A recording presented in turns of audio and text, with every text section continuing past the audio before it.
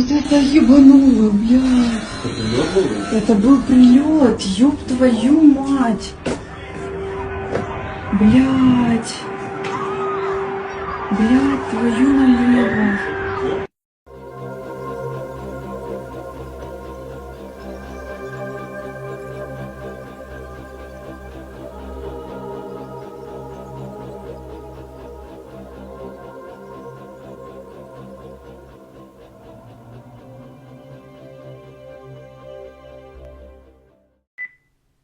Well, hello, that's me again. Today is Saturday, April 5th, 2025, and yeah, that's me spoiling your weekend.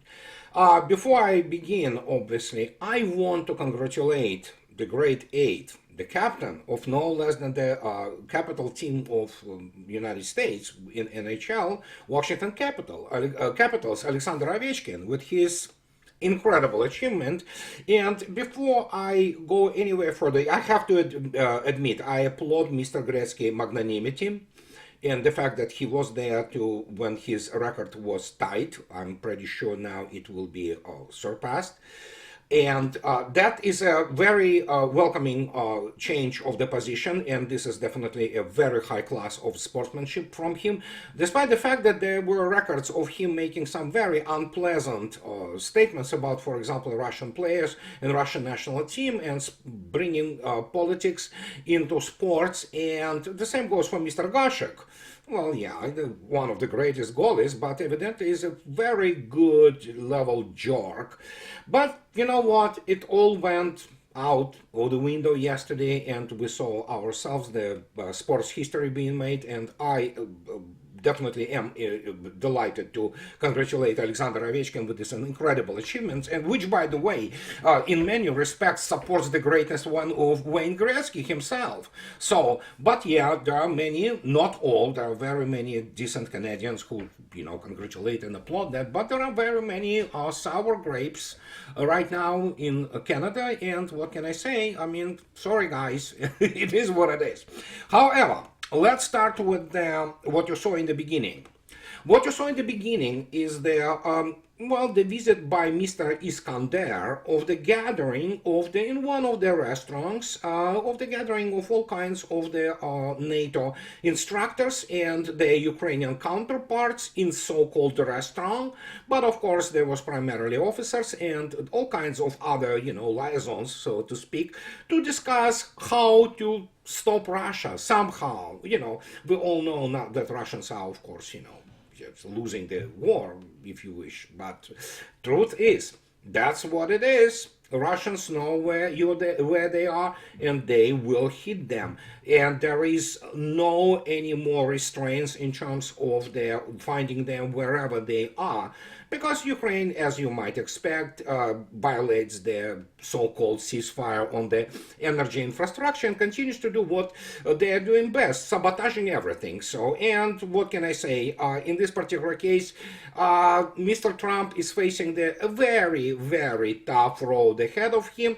And whenever people say and start writing in the headlines that Mr. Dmitry, for example, he's Putin's envoy, who was speaking to Mr. Witkov, many people do not understand that while he is indeed one of the envoys on the part of the negotiating team between United States and Russia, he is merely economic guy. He doesn't push much political agenda, and I don't think he is even qualified to do so.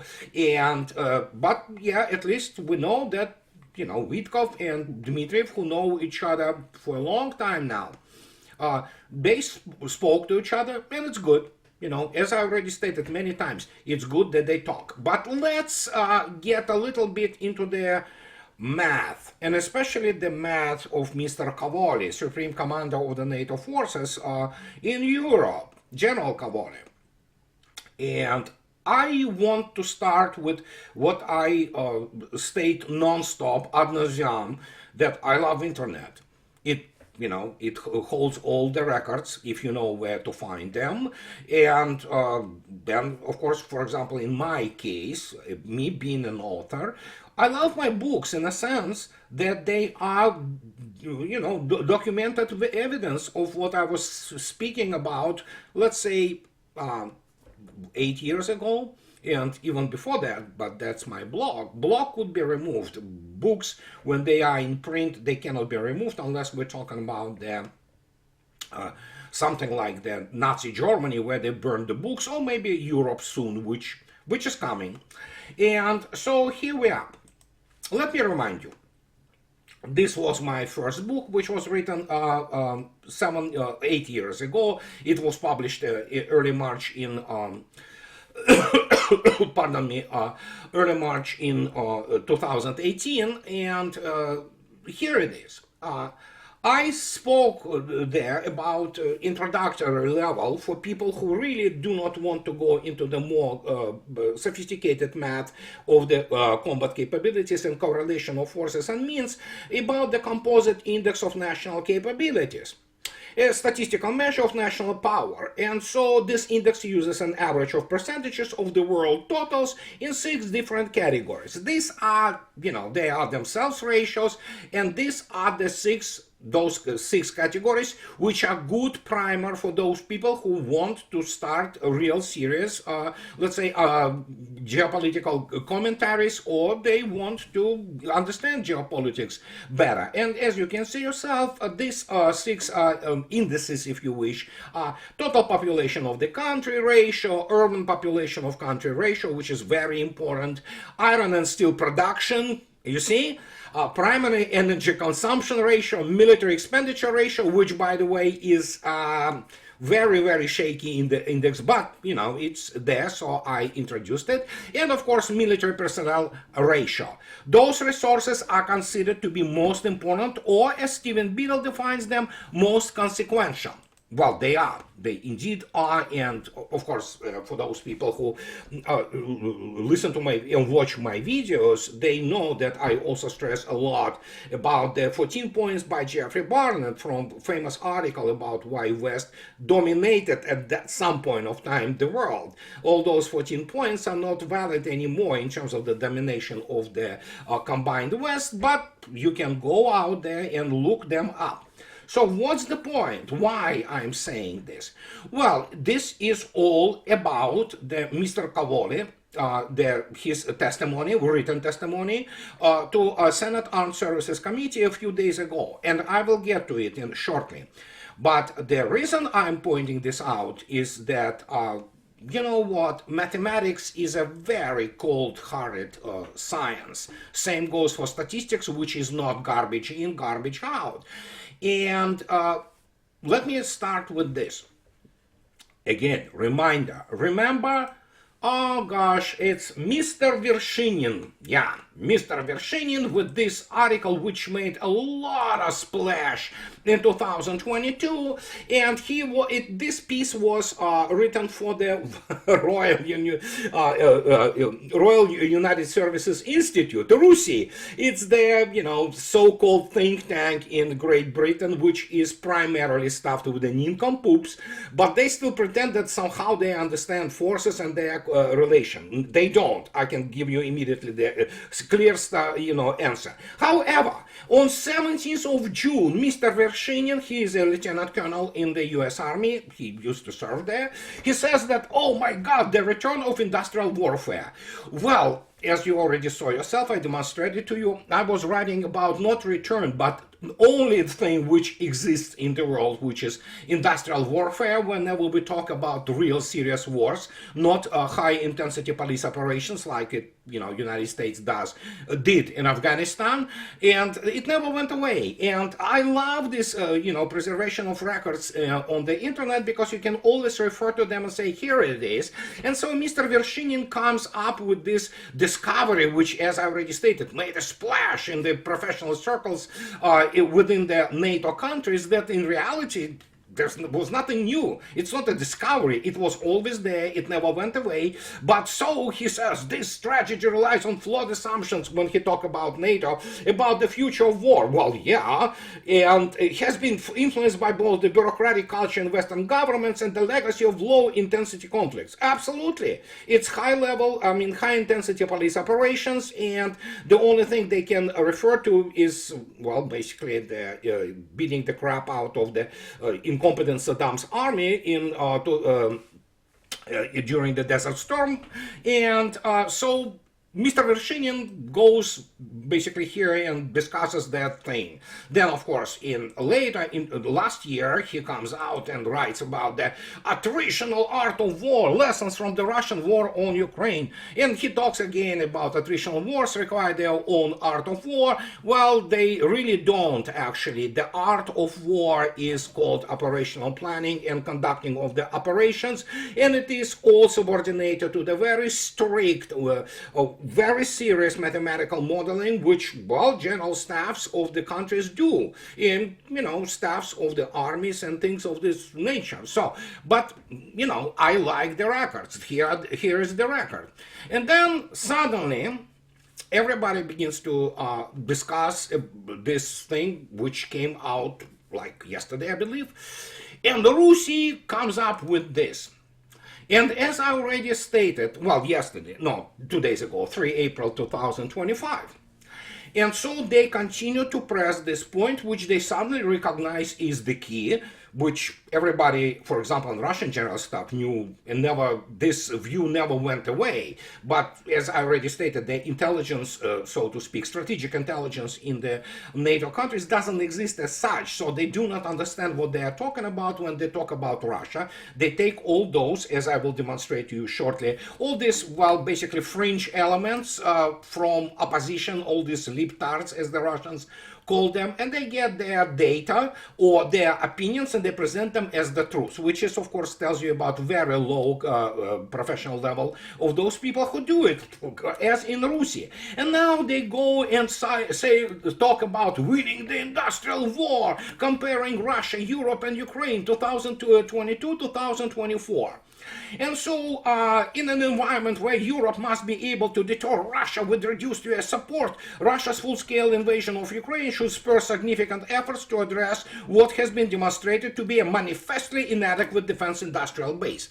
Well, I mean, Europe that didn't have their really proper military industrial base for a very long time. And pay attention to who wrote this. And some Dr. Jack Waitling and Alexander Daniluk. Okay, that's fine, Mr. Daniluk. I will explain to you who Mr. Daniluk is. But before we go into the discussing this article and then going to Mr. Cavoli, here's Mr. Medvedev, who absolutely correctly points out to what we basically know. Trump's tariffs, he says, will turn European economy into decaying corpse, says Mr. Medvedev. Unlike Brussels, Moscow can bide its time amid the emergent trade war, the former Russian president has said. Absolutely. Moscow has all time on its hands, and the reason it has so, because Russia is the industrial superpower. It's a massive economy, obviously not how it was represented by all those shyster organizations such as the International Monetary Fund or World Bank or what have you, the guys, those bean counters who do not understand what real economy is. And so he talks about it. He says that no need for knee-jerk reactions, he posted on social media. We should take a seat on the shore and wait for the enemy's corpse to float by. In this case, the decaying corpse of the EU economy. Well, I've been talking about it for the last 10 years at least. And yes, this is exactly what is happening.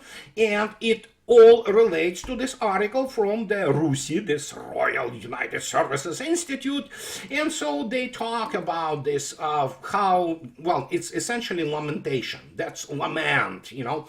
And so they talk about that why Russia has some advantages, you know. So, and they write things which are absolutely, how to say it, it's not even the scientific conclusion anymore. It was clear from the get-go, from the start of the human civilization and warfare, which required some serious resources, probably starting from the feudal times.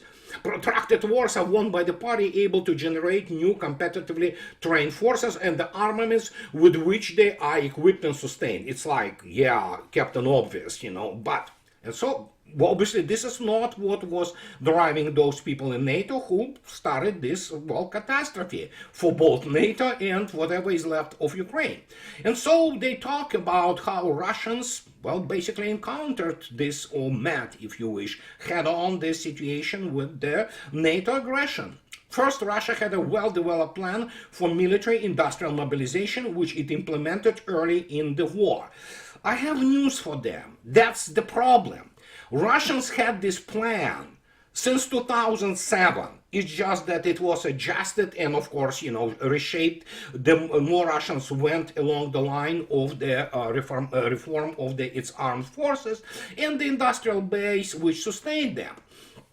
So they say Ukraine did not have such a well-developed plan.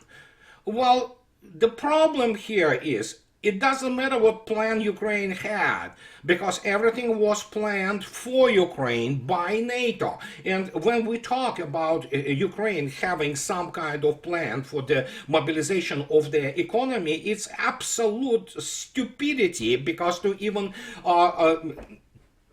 claim that they had some plan, because essentially from the get-go, as we already know, it was all planned and conducted and implemented by NATO, primarily United States. So he talks about that, yeah, second, Russia and Ukraine maintain a highly centralized level of coordination over their respective defense industries. Again, even before the start of the special military operation, defense industry of Ukraine was dwarfed by what Russia has. It's just incomparable. It was all about, from the get-go, of getting NATO involved in the planning, supplying, and conducting operations. Ukraine on its own has no serious defense industry which could have made a real serious difference. And again, I'll talk about this in a minute, about Mr. Cavoli. And so the third, they say, while Russia did achieve a much more efficient military-industrial mobilization, it also cost far more than in generally acknowledged. So the question comes where this claim is coming from. Well, as I already stated, it's all this palliative therapy. It's the butt-hurt cover, so to speak. And it's primarily gotten from all those sources from, essentially they are nothing more than the West assets within Russia and all kinds of opposition junk, which feeds this garbage to whatever the organization, such as this kindergarten from RUSI. And look at this. In the right corner, upper corner, you have this Alexander Daniluk. He is the author of this thing. Well, who is Alexander Daniluk? Let's take a look at his CV. Well, at least he has a degree in electrical engineering, but I don't think he ever worked properly in this field, because, well, he is from some family from Kiev. He was, if you take a look attentively at his, so to speak, pedigree, he was the chief advisor to the Minister of Defense of Ukraine, in 2014, precisely the time when the Ukrainian armed forces started to be shaped in NATO image. As even the New York Times admits that. And he was the special advisor to the head of the Foreign Intelligence Service of Ukraine, assistant to the commander-in-chief of the Armed Forces of Ukraine, and for many years was also a member of the Parliamentary Working Group on countering hybrid threats. So the guy is the clear Ukrainian asset. So as you may understand, he doesn't understand the first thing about whatever he writes, because he was the bureaucrat in the utterly corrupt Ukrainian governments. And as a result, what do you expect? What do you expect this type, this type of people can provide in terms of information? Yes, we know it's garbage in, garbage out.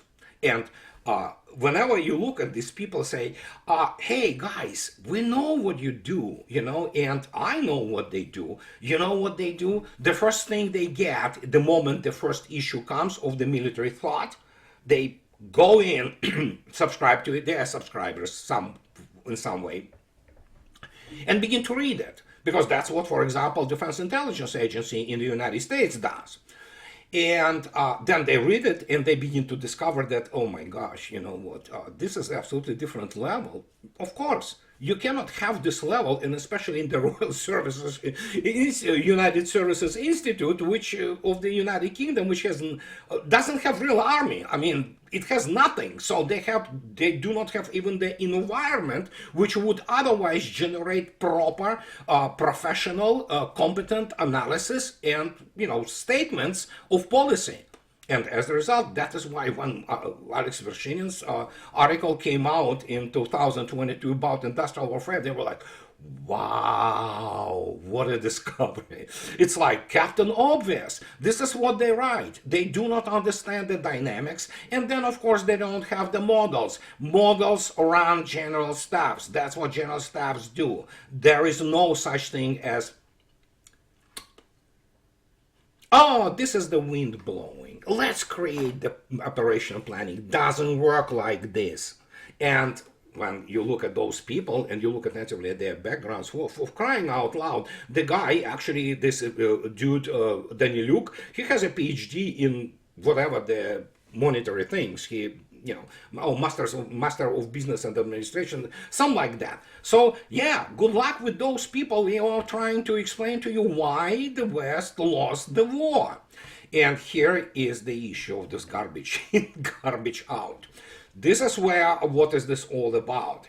When you do not have serious operational, let alone strategic awareness, what do you expect? You're gonna lose the war. That's what the United States was excelling for the last, since Korea, essentially. Well, it didn't lose in Korea, but, I mean, it didn't win it either. So, and what do we have? We have Mr. Cavoli. Here's Mr. Cavoli. And as I already stated, here's the text of his United States Armed Services Committee and his statement of on the April of 2025.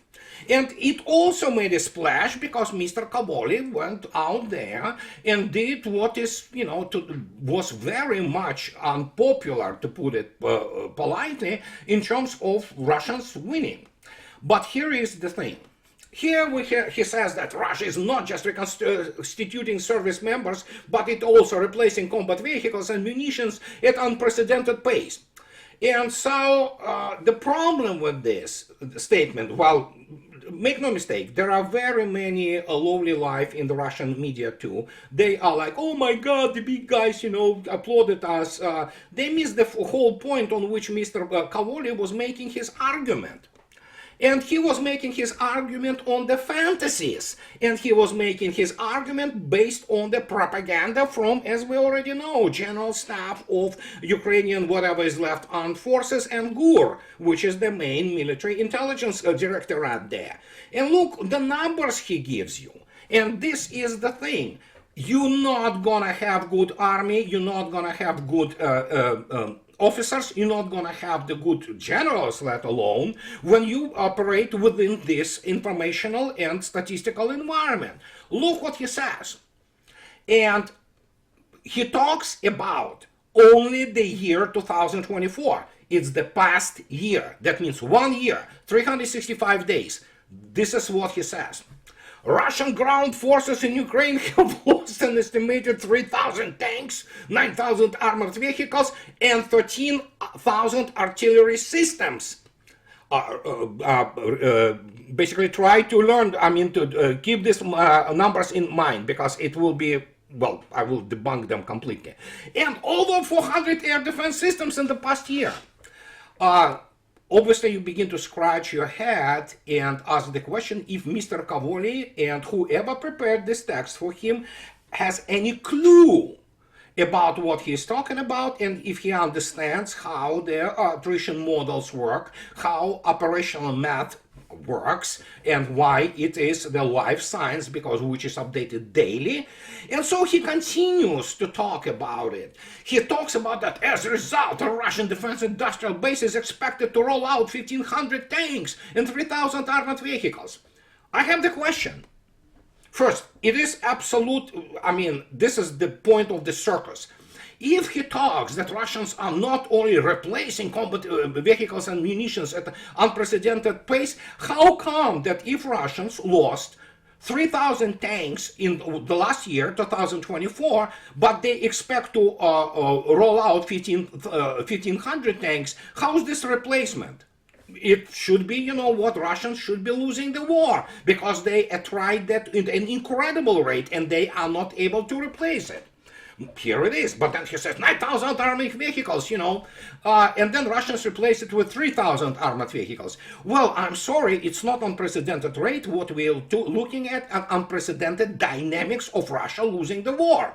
But obviously Russia doesn't lose the war. What the hell is going on? Then he comes out with the number which was pulled out of the ass of the, those Pentagon planners. And make no mistake, they are sore losers. They have butt hurt. They are experiencing right now a sheer case of their professional jealousy and envy. But who told him that Russia produces 200 Iskander ballistic and cruise missiles this year? Just Iskander alone, which is the ballistic missile, Iskander alone, 500 per year. And this is Iskander. Per cruise missiles, yeah, we're looking at thousands. But here's Mr. Cavoli. Here's the supreme guy, his supreme commander, who comes out to the Senate Armed Services Committee and at least openly, publicly tells them fairy tale. Because if anybody with Mr. Cavoli doesn't have military education. He has the ROTC behind him, but he has degree in actually no less than biology. And he doesn't understand that what he just described contradicts his statement. Because according to his numbers, Russians should be losing war and losing it badly. 400 air defense systems in the past year. Okay, let's take a look now and go to the Russian Defense Ministry, which is the veracity of those numbers incomparably higher than anything what the US intel and military operates. And if we take a look just today, let's take a look. Remember, Mr. Cavoli stated that Russians lost 400 air defense complexes last year. Well, as you can see yourself, for the total of the special military operations, Russians annihilated 600. It's 3 years, guys, no less. 601 air defense complexes of Ukraine. So, in a year, somehow Russia lost 2/3 of the losses in the air defense systems as Ukraine did. However, we know, and maybe some people in Pentagon know, Russian air defense systems capability is somehow astonishing, around 95% effectiveness. And how the hell could this happen? Now he talks about that, 13,000 pieces of artillery. Well, guess what? In 3 years, with all supplies from all those, NATO countries, United States, all this, M777, all that, Ukraine lost 23,233 artillery pieces and mortars. Yet Russians, in 1 year, they lost practically more than half of this. So, as it turns out, what Mr. Cavoli was showing to these people in the Senate Armed Services Committee, and you keep in mind, most, if not all, including those veterans, from all those, wars in Iraq and Afghanistan, most people in U.S. Congress, they have no clue what they're listening to. They are totally incompetent, and they wouldn't be able to put 2 and 2 together. But the question is, how come that Russians, they're supposed to, be absolutely destroyed by his numbers? Somehow they are, you saw yourself, they are capturing now more territories, and they cannot stop this steamroller. Yet somehow, in accordance to Mr. Cavoli and those people, and we know who those people are. Those people are butthurt American military who ate, this bought, swallowed, hook, line, and sinker, this mathematical military BS from Ukrainian forces due to their incompetence, military incompetence, and they provided him with this ridiculous fairy tale. While in reality, we have 18-year-olds already being on the front lines. We have the formations from Ukrainian armed forces consisting primarily of women. So what can I say? Fairy tales. And this is Cavoli's math. And I don't understand how, I still don't, how all those American generals who never born anything in their lives, who studied this mythology and fairy tales from General Patton, they still do not understand how the wars are fought and what is industrial warfare and how the attrition models are applied. And believe me, I know this firsthand, they do apply big time. And Russians are pretty damn good at it. Well, guess what? Russians, Mr. Osipov was the guy who invented the attrition models with those differential equations. And since then, these are things which are in the foundation of the correlation of forces and means, which evidently Mr. Cavoli is not capable of understanding, as evidently not American military. Because guess what? They lost the war and lost it badly. And now they throw whatever is left of these armed forces of Ukraine. And Russians already stated, you know what, yeah, you see, here it is. We are very, diligent in terms of the law and in terms of the treaties we conclude, or, basically agreements, such as the ceasefire on the energy infrastructure. Russians will wait it out until it expires on the 17th. And then whatever will be left of this industrial base of Ukraine, which is of course a bunch of the crooks and war criminals from Kiev, supplied to all those morons from RUSI and all kinds of those nincompoops from NATO countries, which still believe that they will deliver this garbage of information, or data if you wish. And as Mr. Putin already stated, we'll finish it off. Simple as that. But Mr. Cavoli, I mean, if you want to represent the US military and you think so, that telling the fairy tales, the same as Mr. Milley, who did this, and US military which cannot handle the professional envy and jealousy, looking at the scale of the defeat by Russians, what can I say? You're probably not adequately trained for your job, which I think so he is not. And this is what I wanted to tell you guys today. And as always, in the end, those who like what I do, please subscribe to my channel. And those who can afford, please support me on the Patreon or buy me a coffee too. What can I say? Have a nice rest of the weekend, and I'll talk to you later, guys. Bye-bye.